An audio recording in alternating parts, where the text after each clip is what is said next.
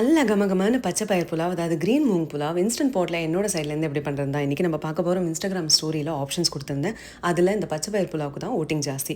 மிச்ச ஆப்ஷன்ஸ் எல்லாம் வரிசையாக என்னோட பேஜில் பார்க்கலாம். இன்றைக்கி இந்த ரெசிபி எப்படி பண்ணுறதுன்னு பார்க்கலாம். இதை இன்ஸ்டன்ட் பாட்லையும் பண்ணலாம், ப்ரெஷர் குக்கர்லையும் பண்ணலாம். இன்ஸ்டன்ட் பாட்டை சாட்டே மோட ஹையில் ஆன் பண்ணிவிட்டு சூடானதுக்கு பிறகு 1-2 டேபிள் ஸ்பூன் எண்ணெயும் 1 டேபிள் ஸ்பூன் நெய் சேர்த்துக்கோங்க. ஹோல் கரம் மசாலா பொருட்கள் சேர்த்துருங்க. அதெல்லாம் என்னென்னன்றதை டிஸ்கிரிப்ஷனில் கொடுத்துருக்கேன். இடிச்ச பூண்டும் துருவின இஞ்சியும் கீரின பச்சை மிளகா நான் சேர்த்துருக்கேன். இஞ்சி பூண்டு விழுது இருந்தாலும் நீங்கள் சேர்த்துக்கலாம். ஸ்லைஸ் பண்ண வெங்காயத்தை சேர்த்து 1 நிமிஷம் வதக்கிக்கோங்க. கூடவே பொடியாக நறுக்கின தக்காளியும் குடமிளகா புதினா தழை சேர்த்துக்கோங்க.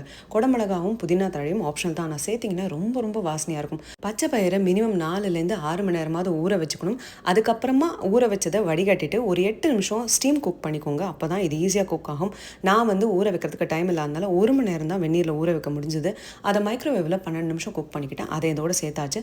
பாஸ்மதி அரிசியும் சேர்த்து தேவையான அளவு தண்ணி சேர்த்தாச்சு.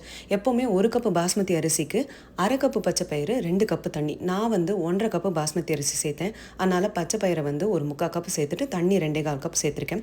ப்ரெஷர் குக்கிங் மோடில் ஹையில் ஒரு 6 நிமிஷம் குக் பண்ணிக்கோங்க. இல்லை பச்சை பயிரை நான் ஊற வைக்கல அப்படின்னா 9 நிமிஷமாவது குக் பண்ணிக்கணும் ஹை ப்ரெஷர் குக்கிங் மோடில்.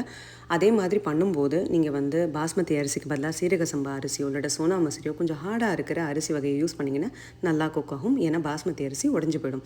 இதை நல்லா சூடாக பரிமாறுங்க. உங்களுக்கு பிடிச்ச ரைத்தாவோடையும் சைட் டிஷ்ஷோடையும் நான் தயிர் பச்சடியோடையும். இன்றைக்கி ஆடி பூரம்ன்றதுனால ஒரு ஸ்வீட் செய்யணும்னு சொல்லிட்டு சிவப்பு அரிசி ஸ்வீட் போட்டு செஞ்சுருந்தேன். அதோட ரெசிபி நான் வேணால் கமெண்ட்டில் கொடுக்குறேன். இது பிடிச்சிருந்ததுன்னா கண்டிப்பாக ட்ரை பண்ணிவிட்டு எப்படி இருக்குன்னு சொல்லுங்கள்.